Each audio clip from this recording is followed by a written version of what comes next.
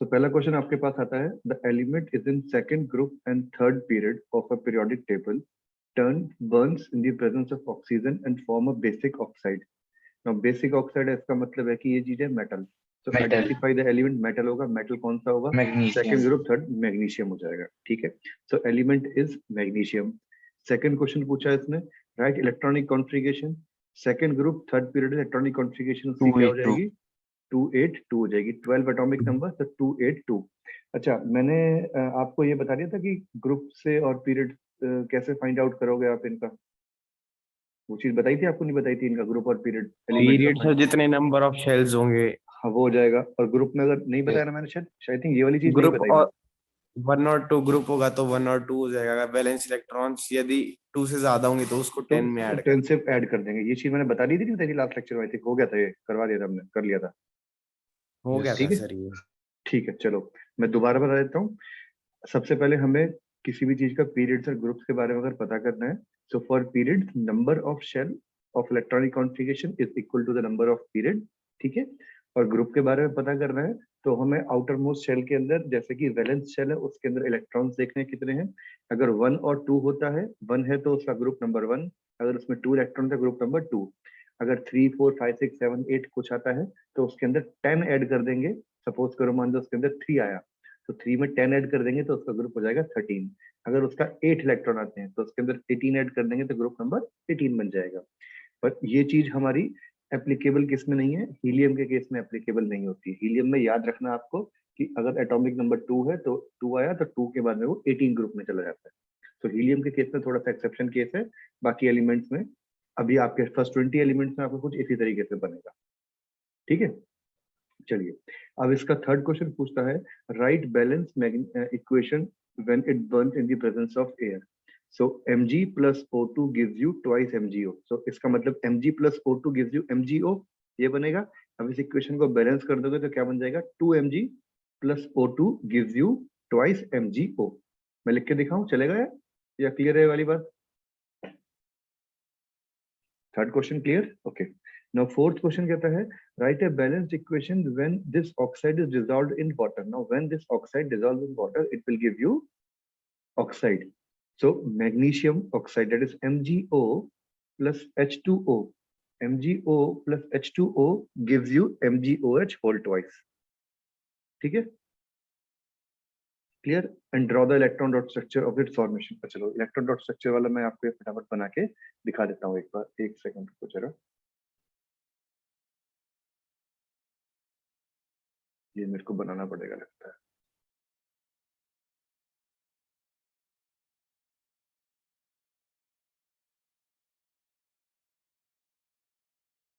तो देखो यहाँ पे सबसे पहली इक्वेशन क्या आएगी हमारे पास? Magnesium plus O2 gives you MgO।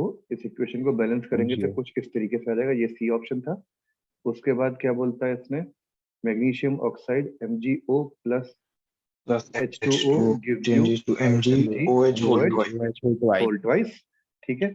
और इसके बाद थर्ड क्वेश्चन, इसके लास्ट क्वेश्चन इसने क्या बोला कि मैग्नीशियम उसका आयनिक क्या बनाना? Draw the electron dot structure for the formation of its oxide. Electron dot structure कैसे बनेगा? मैग्नीशियम पे 1 and 2 ऑक्सीजन, ओके, 1 2 3 4 5 6। सो ये आया, ये आ गया, ये बन जाएगा यहाँ पे कुछ इस तरीके से Mg प्लस 2 ऑक्सीजन माइनस 2, ठीक है। इस तरीके से ये आपके पास आ गया 1 2 3 4 5 6 7 8, इस तरीके से बना सकते हो। तो ये आपके पास आ गया इलेक्ट्रॉन डॉट स्ट्रक्चर वाला क्वेश्चन, ठीक है, क्लियर? चलिए अब नेक्स्ट दोबारा देखते हैं फटाफट। नेक्स्ट क्वेश्चन कहता है, an element X atomic number 17, इसका मतलब ये क्लोरीन है, reacts with an element Y with atomic number 20, इसका मतलब calcium, and forms a divalent halide. Divalent का मतलब जिसकी वैलेंसी 2 हो हैलाइड की, डाइवेलेंट हैलाइड। तो यानी CaCl2 बनेगा एक्चुअल में।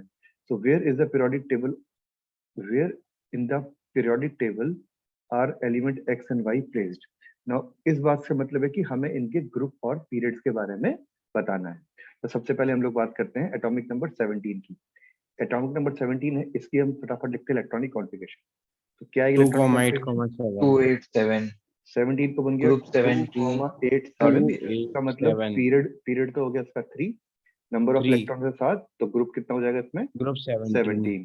ठीक है जी। अब आता कैल्शियम, कैल्शियम का था एटॉमिक नंबर 20, तो 2882, तो यानी पीरियड क्या हो गया इसका 4, 4 और ग्रुप कितना हो जाएगा इसका, ग्रुप इसका हो जाएगा सेकंड 2। ठीक है, क्लियर हो गई बात? कोई डाउट इसमें किसी को? यस सर चलिए No, जी, sir. No sir okay. Then इसके बाद क्या पूछते हैं, classify X and Y as metal and non metal और मेटलॉइड्स। एक्स आपका जो हो जाएगा वो नॉन मेटल है, और वाई क्या है, मेटल हो जाएगा, बिकॉज ऑफ वैलेंस। अगर वैलेंस इलेक्ट्रॉन आपके 1 2 हैं, 1 2 3 है तो वो मेटल है, और अगर बाकी 1 2 है तो मेटल है। एंड देन क्या नाम इसका 4 5 6 7 8 है तो आपको वो नॉन मेटल के अंदर काम आ जाएगा। ठीक है, चलिए नेक्स्ट क्वेश्चन पूछता है, what will be the nature of oxide of element Y. Y क्या है आपका, मेटल। मेटल की ऑक्साइड की नेचर क्या होगी, basic in nature. Basic so Y oxide is the basic in nature, and the compound, identify the nature of compound in the, identify the nature of bonding in the compound form. तो उसमें bonding क्या होगी, ionic bonding होगी, because it is formed by the complete exchange of electrons. ठीक है, और 43 का D part है, draw the electron dot structure of the divalent halide. बिल्कुल सेम इसी तरीके से बनेगा जैसे हमने मैग्नीशियम का बनाया था, बस इसके अंदर Yes. हम दो क्लोरीन रखेंगे। मैं दिखा देता हूँ आपको कैसे बनेगा। ये हमारे पास वाई है, ये एक इलेक्ट्रॉन, ये एक इलेक्ट्रॉन, ये हमारे पास एक एक्स आया, ये हमारे पास एक एक्स आया, 1 2 3 4 5 6 7, 1 2 3 4 5 6 7, एक इलेक्ट्रॉन यहाँ गया और एक इलेक्ट्रॉन यहाँ गया, तो हमारे पास ये बन गया y +2 और x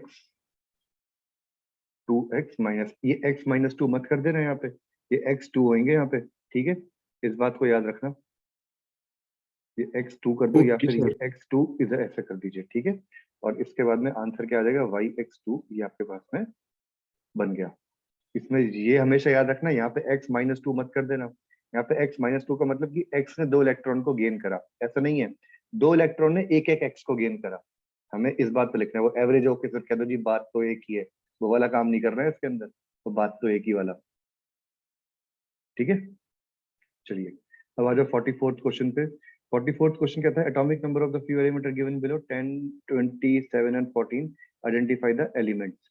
सो पहला, एक सेकेंड, एटॉमिक नंबर गिवन है ना, ओके जी। तो पहला नियॉन है, देन कैल्शियम है, देन आपके पास में नाइट्रोजन है, एंड देन आपके पास में क्या है, silicon. So elements are neon, calcium, nitrogen and silicon. Now identify the group of these elements and the period.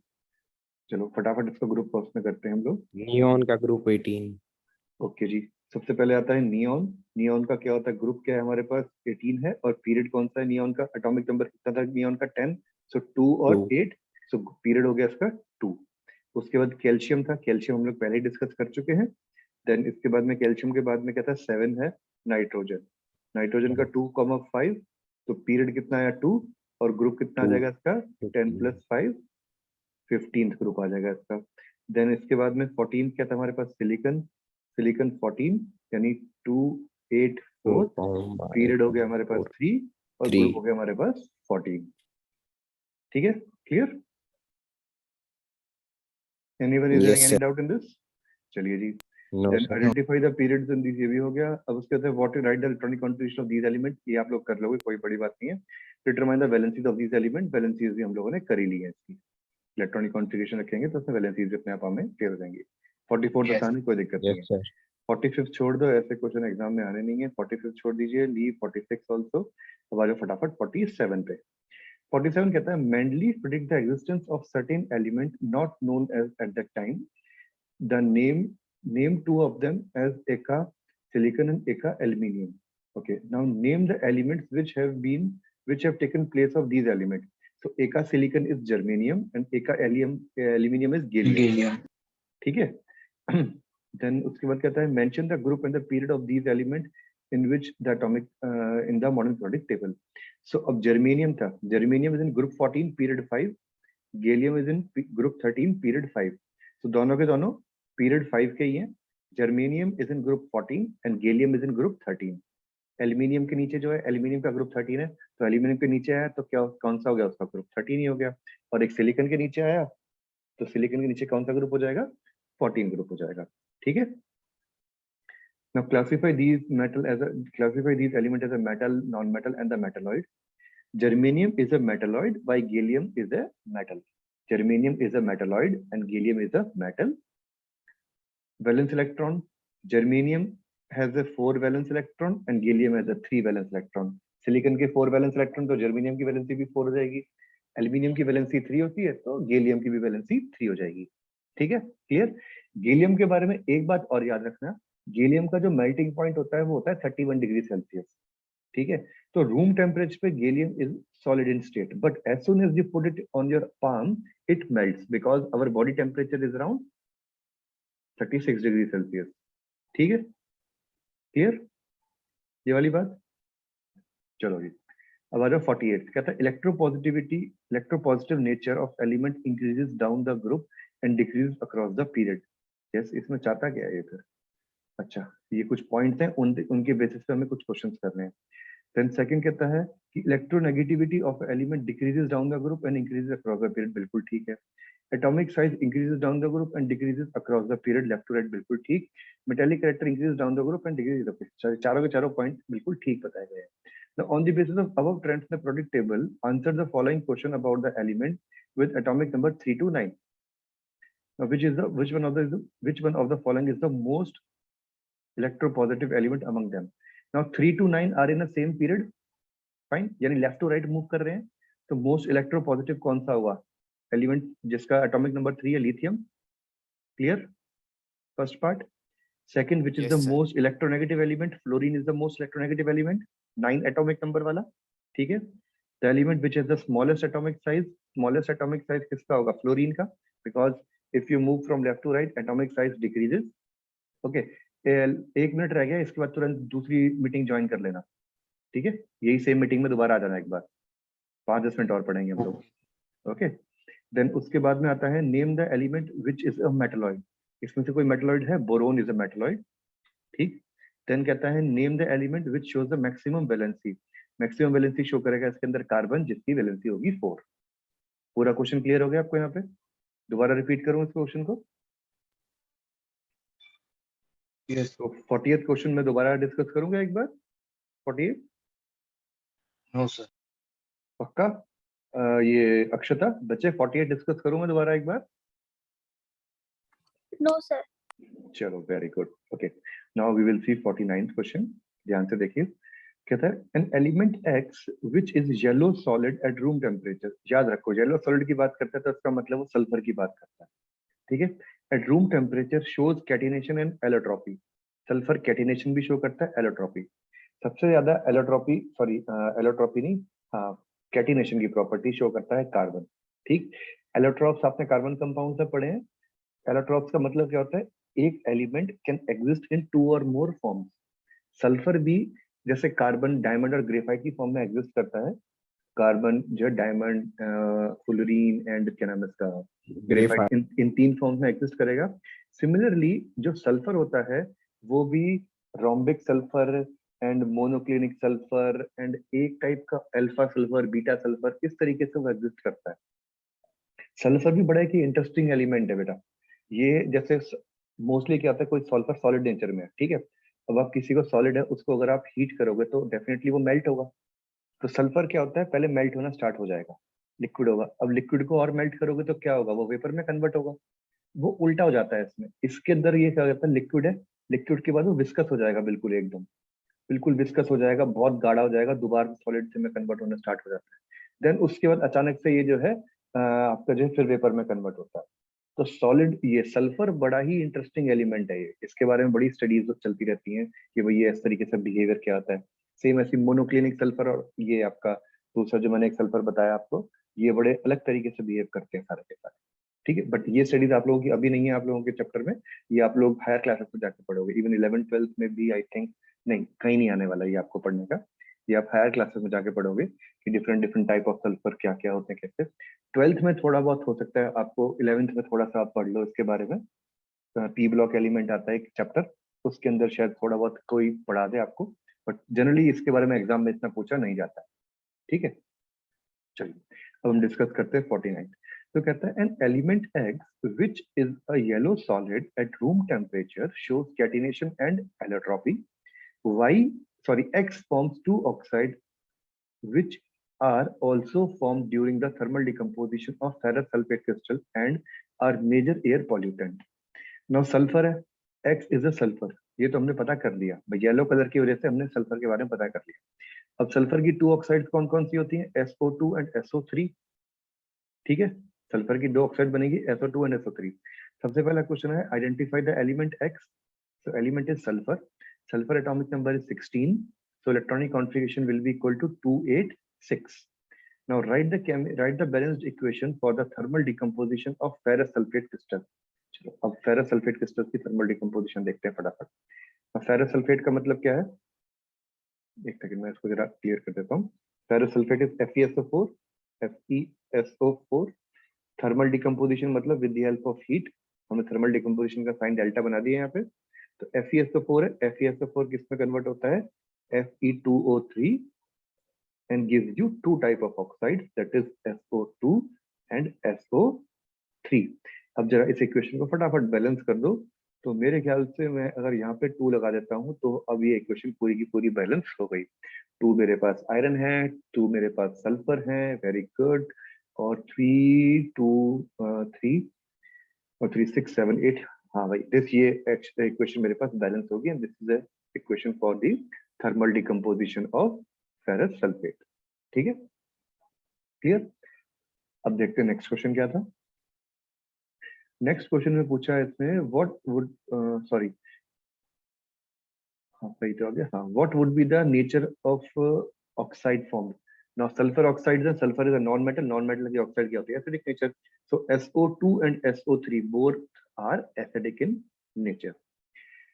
Locate the position of element in the modern periodic table। modern periodic table में sulphur है, चलो फटाफट तो देखते हैं इसका क्या रहेगा। सल्फर सल्फर था यानी 16 एटॉमिक नंबर 2,8,6, तो पीरियड तो इसका हो गया नंबर ऑफ शेल 3। अब ग्रुप क्या हो जाएगा? 10 + 6 = 16। सो लोकेशन क्या होगी भाई इसकी? लोकेशन इसकी ये हो गई period 13 group 6, sorry period 3 group 16, ठीक है। तो ये इसकी लोकेशन हो गई। जब भी कभी लोकेशन की बात करता है उठा के इसका पीरियड और ग्रुप फाइंड आउट करके बता दो, ठीक है। चलो जी 49 हो गया। अब हम डिस्कस करते हैं 50th पे। 50th कहता है an element X of group 15 exist as a diatomic molecule.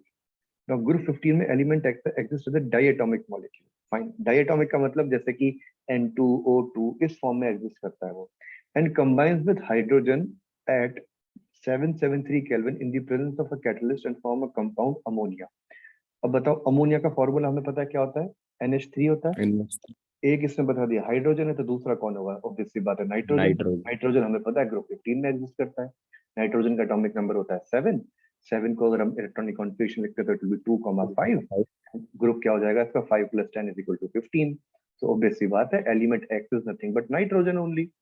Fine, तो नाइट्रोजन हमने लिख दिया, nitrogen atomic number 7 2,5, so valence electrons are 5, so element is X is nitrogen and it is having 5 electron as a valence electrons, ठीक है जी। चलिए जी, now draw the electron dot structure of the diatomic molecule of X। electron dot structure इसका फटाफट लिख लेते हैं हम लोग। नाइट्रोजन के बारे में क्या बनाएगा? ये है नाइट्रोजन। इलेक्ट्रॉन डॉट स्ट्रक्चर बनाने के लिए मैंने 2 नाइट्रोजन बना दिए। अब मैं इनके फटाफट इलेक्ट्रॉन्स बता दूंगा। वैलेंस शेल कौन? Valence shell electron, valence electron मेरे पास ये आ गए तीनों, ठीक है। सो 1 2 3 4 5, 5 इस नाइट्रोजन के अपने हैं, 3 इसने दूसरे से उधार ले लिए। सिमिलरली इसने भी ऐसे उधार ले लिए, तो ये बनके आपका बन गया। तो ये क्या हो जाएगा? N।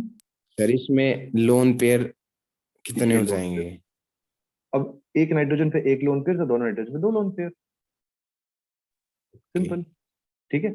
लोन पेयर का मतलब क्या होता था? Pair of electron which is not participating in the bond formation, clear.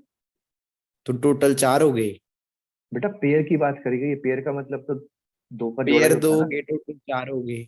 हाँ, लोन पेयर की बात, लोन पेयर इलेक्ट्रॉन की बात नहीं होती कभी, हमेशा लोन पेयर में ही बात करते हैं हम लोग इसके बारे में। अगर आपको लोन पेयर लोन बोलते हैं पेयर 2 हो गए लोन पेयर तो दो ही होंगे ना, लोन पेयर दो ही हैं, एक ये वाला पेयर, एक ये वाला पेयर। Okay. ठीक है, हमेशा लोन पेयर का मतलब होता है पेयर में ही बात करते हैं, उसको हम एक सिंगल नहीं बोले, कोई ये नहीं बोलेगा कि लोन सिंगल, वो पेयर में ही होगा बेटा हमेशा इलेक्ट्रॉन। ठीक है, बहुत रेयर चांस है कभी आपको सिंगल मिले, वो हम आगे बात करेंगे, 11th के अंदर आएगी वो चीजें, अभी आपको इतना नहीं पता। ओके जी, चलो भाई अब आगे इसके बाद में क्या कहता है, इलेक्ट्रॉन डॉट स्ट्रक्चर हो गया। Okay, now draw the electron dot structure of the ammonia and what type of bond it is. चलिए अमोनिया का इलेक्ट्रॉन डॉट स्ट्रक्चर देख लेते हैं, ये चीज हम लोग पहले कर चुके हैं। अमोनिया हमने क्या करा, 1 2 1 2 and 3, hydrogen hydrogen hydrogen, hydrogen का पूरा वो हिसाब किताब, पूरा डुप्लेट पूरा डुप्लेट पूरा। नाइट्रोजन के पास है 1 2 3 4 5 इसके अपने थे, और एक एक इलेक्ट्रॉन किससे शेयर कर लिया इसने, हाइड्रोजन से शेयर कर लिया। तो कुछ इस तरीके से बन गया। Yes sir. ठीक है, तो ये हमारे पास बन गया नाइट्रोजन का स्ट्रक्चर। तो अब इसके अंदर ये देखो क्या है, ये क्या है, 1 1 2 and 3। So in this is having 3 single covalent bond, single covalent bond, इसके पास 3 सिंगल कोवलेंट बॉन्ड आपके पास बन गए। ठीक है, और एक है इससे ये क्या होगा इसका, लोन पेयर। लोन पेयर को हम एलपीएस से लिख सकते हैं शॉर्ट फॉर्म में। ठीक है, so bonding is there, covalent bonding, और how many covalent bonds are there, there are 3 single pair, single covalent bonds are there. ठीक है, क्लियर, कोई डाउट इसमें किसी को? No sir. चलिए जी, ये हो गया क्वेश्चन खत्म। अब आ जाओ 51। 51 कहता है which group of element could be placed in Mendeleev's periodic table without disturbing the original order? 18th group. 18th group, give reason। reason क्या है, because these are the inert gases, inert gases could be placed in Mendeleev's periodic table without disturbing the original order.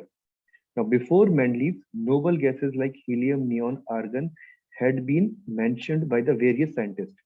Mendeleev से पहले जो ये थे ना, क्या नाम है, हीलियम, नियोन और आर्गन, ये वाली चीजें ना साइंटिस्ट ने बताई थी कि ऐसी कुछ गैसेस होती हैं, but these gases could not be grouped other as a noble gas. But much later than the Mendeleev discovery, these gases are placed in a separate group, in a group you can say 0, without disturbing the whole element, because all of them are having you can say they are inert ones, so that's why he placed all them in a separate. Clear? Yes sir. ठीक है, so the main reason that a new element could be easily placed in the Mendeleev's table without disturbing the original order. So इसी वजह से, because of this point also, that Mendeleev table is considered to be the good table for study purpose. उस time पे बहुत अच्छी table मानी गई थी। क्यों? क्योंकि उसने एलिमेंट्स, उसने फ्यूचर को देखते हुए उन एलिमेंट्स के बारे में बताया कि हाँ भाई जो डिस्कवर नहीं हुए हैं, जैसे कि इनर्ट गैसेस हैं, इनको उठा के एक लास्ट के पीरियड में रख दो, काम खत्म। Clear? Any doubt in this case? 51 Yes. Clear है सबको? चलिए अब देखते हैं No, 52। 52 क्वेश्चन पूछता है, given account of the process. बेटा अपने आप को म्यूट करो ना। हाँ जी, 52 क्वेश्चन पूछता है, give an account of the process adopted by the Mendeleev for the classification of elements, how did he arrive at periodic law. Now give an account of the process adopted by the Mendeleev. अगर आपको याद है वो पूरी की पूरी oxides and hydride. Mendeleev ने क्या करा था, 63 एलिमेंट्स थे उस टाइम पे, he studied all the 63 elements, oxide and hydride property, and उसने इन सब एलिमेंट का एक कार्ड बनाया। ठीक है, और उसको उसने कुछ नोट्स लिखे, भाई सारे सारे फटाफट कार्ड बनाए उनपे, उसने उन कार्ड्स के ऊपर नोट्स लिखा, भाई ये ऑक्साइड का फॉर्मूला बनता है, ये इसकी हाइड्राइड का फॉर्मूला बनेगा, ये इसकी प्रॉपर्टी होगी। एंड देन उसने वो 63 के 63 कार्ड एक सामने की वॉल पे पेस्ट करता गया, पिन करता गया। और जब उस पिनिंग के बाद में उसने क्या ऑब्जर्व किया, पहला पॉइंट उसने ऑब्जर्व किया था that each and every element is arranged as per the increasing order of atomic masses, and then there is a reoccurrence of properties after a certain interval. मैं अगेन रिपीट करता हूँ, पहला point उसने observe किया that when the elements are pasted on the wall or when the elements are pinned over the wall, he observed that elements are arranged in order of their increasing atomic masses, and there is reoccurrence of properties after certain interval.